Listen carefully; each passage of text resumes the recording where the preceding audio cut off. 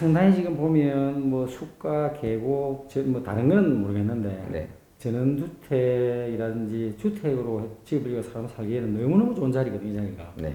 그래 이게 해보니까 첫째 문제가 건축 허가권 관계 때문에. 네. 그래가지고 내가 그분한테 이제 물었죠. 예. 지금 현재 취소돼 있느냐, 그냥 아직 있느냐 하니까 허가일자가 2015년 된데도 아직까지 그대로 있더라고. 네. 그래서 내가 그럼 이 허가권은 내가 어떻게 됩니까 하니까 그분이 답변을 경매 목록에, 내가 묻은 그 여기 목록이죠. 여기에 네. 건물하고 토지하고 같이 나오면 허가권 승계가 된다. 근데 지금 이제 여기는 보면 토지만 돼 있고 건물은 지금 없으니까. 여기 현장에 건물이 있어요? 건물이 없습니다. 건물이 없으니까 토지는 넘어도 건물 허가권은 안 된다. 승계할 수가 없다. 그래서 그럼 내가 좋다. 승계할 수 있는 방법이 있느냐 하니까 이제 그 담당 그분 하시는 이야기가 내가 낙찰로 받고서 허가 취소 신청을 하면 자기들 청문 절차를 거쳐서 취소를 해서 하는 방법이 있다. 그러면 내가 이제 물었거든. 다시 이게 허가일자, 착공일자가 지금 꽤 됐는데 지금까지 그럼 왜 그냥 있었는데 허가를 취소를 하든지 해야지 내가 하니까 사실적으로 분해서 직권으로 이거 허가 취소 시키는 게 참 부담스럽고 힘들다. 그분한테 그러면 뭐 취소 절차라든지 그럼 다시 신규 낼 수 있는 방법 그걸 물으니까 돈도 들고 시간도 너무 많이 걸리는데 그분하고 이렇게 협상을 좀 해서 하면 안 좋겠느냐 이런 얘기를 하더라고요. 그래서 내가 보니까 그래서 이 부분에 대해서 만약에 토지만 낙찰 받으면 허가를 받을 수 있는 방법이 있는지 너무너무 궁금했으니까 내가 뭐 다른 특별한 방법이 있는지 바로 결론을 내드리겠습니다. 예. 내용인즉슨 허가를 받은 땅을 예. 허가권을 갖고 오고 싶다가 질문의 주제입니다. 예. 그리고 만약에 안 된다면 취소를 해야겠죠. 우리 게 아니니까. 자, 그러면 이제 취소부터 말씀을 드리면 이게 2015년이 아니라 2010년도 것도 살아있는 경우가 많습니다.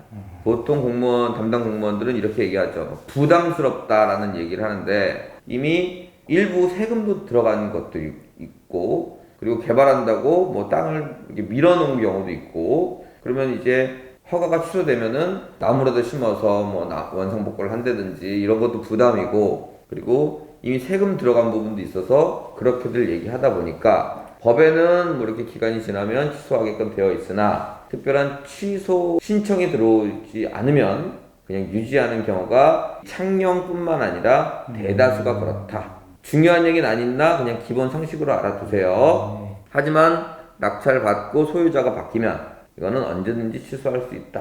자, 그게 1번이고요. 자, 그게 이제 원칙으로 들어가야 이제 되는데요. 그 담당자분하고 재밌는 얘기를 하셔갖고 제가 한번 이야기를 해볼게요. 거기 건물이 있으면 그걸 갖고 오면 허가권이 갖고 온다. 이거는 말이 아니라 막걸리입니다. 아니 내가 거기 주택이 있는데 주택을 갖고 와서 내가 들어가 살려는데 허가권이 딴 사람한테 있다는 게 말이 되냐고. 그건 당연한 이야기를 그냥 그럴싸하게 꾸민 것 뿐이에요. 내가 주택을 샀는데 허가권은 따로 있대. 이미 주택 허가가 난 건데. 그거는 이제 말이 안 되는 얘기고 하지만 우리가 대응을 하면 땅을 보니까 건물을 짓기 위해 약간의 기소 작업을 해놨다 이런 거 아니겠습니까? 아예 그냥 흙이 아니고 그럼 잘 됐어요. 잘 된 건 무슨 얘기냐면 그 기소된 행위는 건물로 보지 않기 때문에 법원에서는 그걸 매각을 포함했다 포함하지 않는다를 아예 안 쓴 겁니다. 그럼 건물로 보지 않는다는 이야기는 뭐냐면 땅의 일부를 본다는 거예요. 자, 거기까지 이해하셨죠? 근데 담당 공무원은 뭐라 그러냐면 그 기소된 게 당신 거면 허가도 그냥 자동으로 승계해주겠다 이런 취지 아닙니까? 아, 지금 굉장히 잘 됐어 지금. 그런 경우는 제가 별로 없어요. 그럼 기소된 게 우리 거라는 걸 법원의 이야기만 들으면 자기 해주겠다는 거잖아. 근데 보세요. 법원은 포함됐다 이렇게 말 안 할 거예요. 포함되지 않았다도 말 안 해줄 거예요. 왜냐면 땅이 일부로 봐버리기 때문에 그건 땅이다 이렇게 볼 거라는 얘기입니다. 그래서 조금 비용이 들어가더라도 이거를 변호사를 선임해서 신청을 하세요. 개인이 가면 말로 뭐냐 그런 건 안 해드립니다 이렇게 할 수 있으니까 법조인을 선택하셔가지고 그거는 낙찰 받고 나서 이야기입니다. 낙찰 받고 나서 법조인을 선택하셔갖고 가장 최선은 뭐냐 그거 뭐 땅의 일부입니다 또는 매각에 포함됐습니다. 그게 제일 좋은 거고 그리고 두 번째 원칙적으로 들어가는 방법을 말씀드리겠습니다. 요 얘기인데요. 아까 그거 화성 거 이거는 화성시가 이렇다가 아니에요. 화성시도 똑같이 얘기했습니다. 저한테 전 소유자의 허가권을 승계받아서 오세요. 그러면 이제 가면 허가권 승계해 주세요. 그러면 네, 그럼 해주는 게 아니지 않습니까? 뭘 요구를 할 거 아닙니까? 그래서 이래저래 해갖고 인터넷으로 민원을 넣어서 이 법 분석을 다 끝내고 나온 대답이에요, 이게. 그래서 저는 똑같은 방법으로 허가권을 승계해 주세요라는 구두상 민원 말고 인터넷이나 우편 민원으로 넣으셔야 됩니다. 예. 근데 우리한테 힘이 되는 게 뭐가 있느냐? 이미 전례가 있잖아요. 이거 하나 첨부를 해갖고 넣으세요. 그러면 그게 서면으로 남아있기 때문에 뭐 서면으로 남아주면 서면으로 받아야 되거든요. 안 됩니다 이렇게 쓰지는 않을 거예요. 분명히 여기다가 왜 이런 상황이 벌어졌는지를 확인할 겁니다. 그럼 이제 국토부 법령 이런 것까지 쭉 올라가거든요. 그럼 이 사람도 이렇게 둘이 만나서 하세요 이 얘기가 나오지 않을 거예요. 그래서 두 가지를 알려드렸어요. 첫째는 그 담당자가 그 기소된 부분이 당신 거면은 해주겠다라고 했으니까 법조인을 통해서 한번 그거를 법원에서 받아봐라. 그럼 이런 거 이제 민원 넣을 필요도 없죠. 두 번째는 그게 만약에 안 된다면 민원을 넣고 그냥 말로만 민원 넣으면은 그 사람 이론에 따라서 말로만 답변을 할 수 있으니까 제가 보여드린 요거를 그대로 여기 담당자 번호 다 있어요. 네. 그대로 그냥 첨부해갖고 넣어주세요. 그러면은 안 됩니다 이렇게 답변은 안 올 겁니다.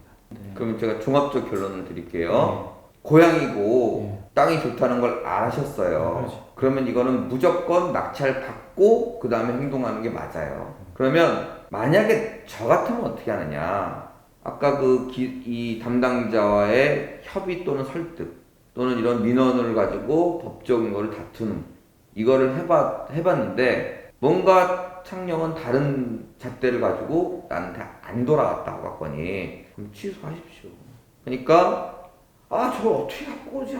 돈을 뭐 몇천만 원을 줘? 막 이걸 고민하는 게 아니라 그냥 깔끔하게 취소하고 정말 내가 하고 싶은 거 하시면 돼요. 그럼 보통 취소하면 보통 한 1년 정도는 더 걸립니까? 1년이면 여유롭습니다. 1년이야. 예. 지금 아침에 올라오신 거예요? 새벽 5시 갔어요. 좋은 결과 있었으면 좋겠습니다.